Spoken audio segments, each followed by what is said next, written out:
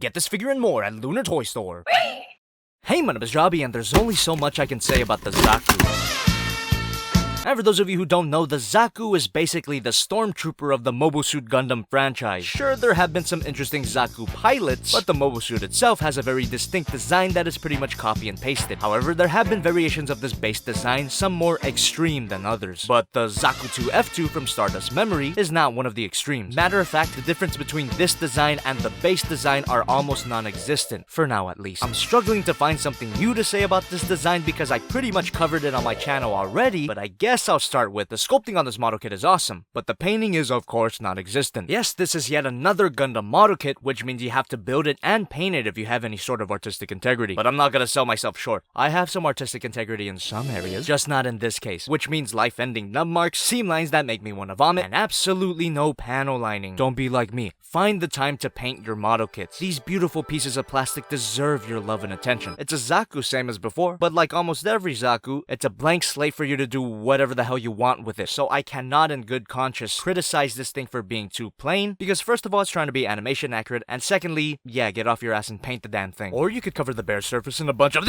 so many stickers on this kit, but fortunately, they're not there to add color, except for the famous mono eye, which does not look bad at all. So you know what? The stickers are not that bad. And while we're at his head, you can actually take off his bald cap and replace it with this piece. Not much difference besides these little rectangles on his forehead. This piece would definitely benefit from panel lining, but fuck it, I'm tired. Anime Expo was cancer. And if this head is not pointy enough for you, you get another headpiece with a command fin. I like Zakus that could potentially make me bleed. This is the wrong Zaku for that. It's actually got a safety nub. Get it out of my face. He's also got a few more accessories. First of all, you get a heat hawk that just slides into his fist, and that looks okay. Or you could remove the fist altogether and replace it with this trigger finger hand. And if you remove his fingers, he can hold his Zaku machine gun. This thing doesn't look half bad. And it's even got a little dangler here. And you could replace his left fist with an open hand, which allows him to hold the gun with two hands. The magazine is detachable, and you could put it on his hip, and you get an extra magazine that you can place on his other hip. Everything I've covered so far is pretty common to any Zaku figure, but this particular Zaku has a few more accessories that sets it apart. Cue the music.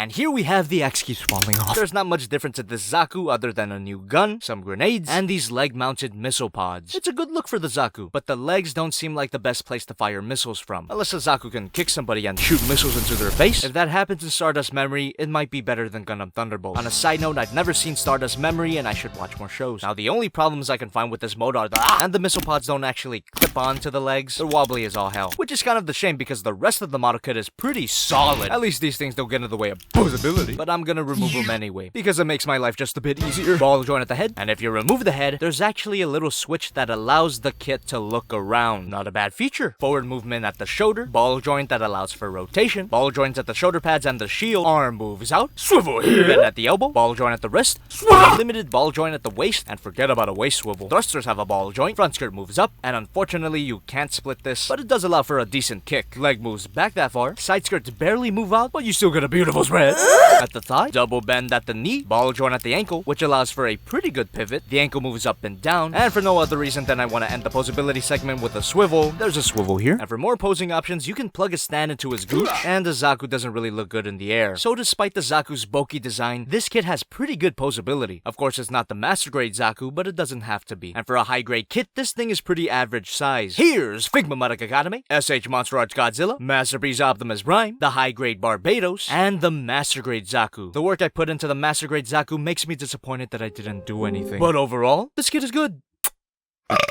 Excuse me. Get this figure if you really need a high-grade Zaku in your life. It's a very solid kit that's just begging to be customized. And you might as well get more than one, because they're very cheap at the Lunar Toy Store. I'm not exactly sure why they wanted me to review this kit out of all kits, but I won't question my corporate masters. So just a quick little side note, Anime Expo was fun as hell, and I'm definitely coming back next year. I want to talk more about my Anime Expo experience, but I'm gonna try saving that for next week. But for now, I'll say, thanks for the self-esteem boost from everyone who came up to say hi. You really delayed my suicide.